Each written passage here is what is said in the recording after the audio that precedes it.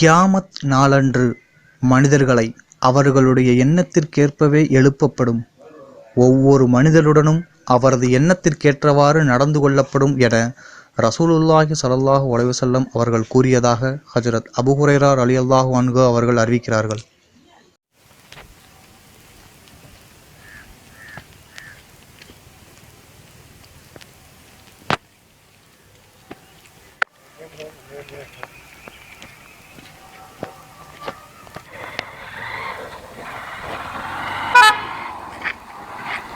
அப்புறம் என்னங்க எங்கே வந்துட்டீங்க?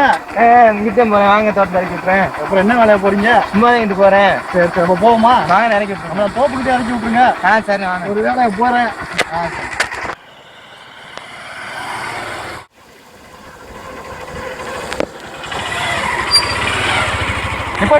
நிப்பாட்டுப்பா. ஏண்ணே என்னாச்சு? ரோட்டில் செக்கு மூட்டை கிடக்குது. யாராவது விழுந்துட போகிறேன், எடுத்து போட்டு போயிடலாம்ப்பா. 1000 ரூபா கிடக்குண்ணே. அதே வந்து எனக்கு என்னண்ணே, நானே போலாம்ண்ணே.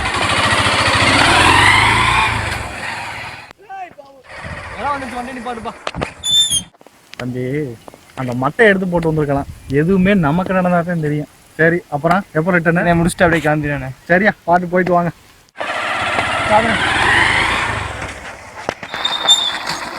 ஏண்ணே பாதுகாப்பு கோபம் வந்து அப்படியா? அதனால இப்பதான் போறாப்பா, கொஞ்சம் வேகமா போனா குடிச்சலாம். என்னண்ணே சொல்றீங்க? ஆமா, வேகமா போவோம்.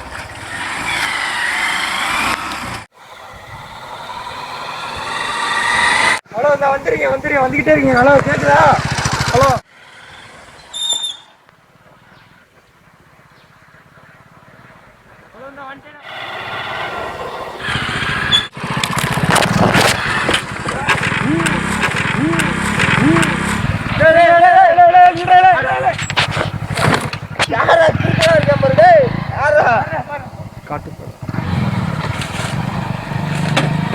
தம்பி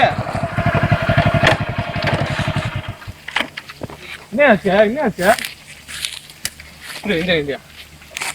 தம்பி கீழே விட்டியா? பார்த்து வர்றது இல்ல. வேற என்ன அடி விட்டுருக்காப்பா? இல்ல, ஆஸ்பத்திரி போலாமா? எதுவும் இல்ல, நான் இருக்கு.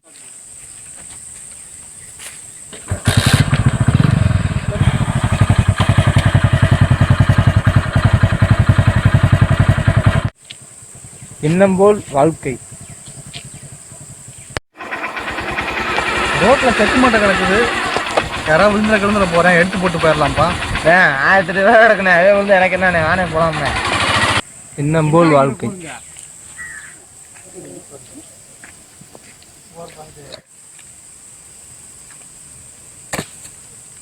நிறைய மட்டை எடுத்து போயிட்டு போயிருக்கலாம். அந்த அண்ணன் சொன்னாப்புல.